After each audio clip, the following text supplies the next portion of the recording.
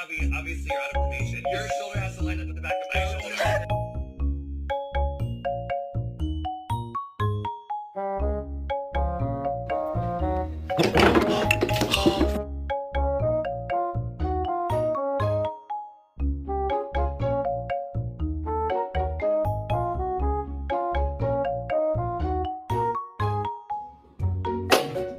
You're under arrest. Put your hands up. Yeah.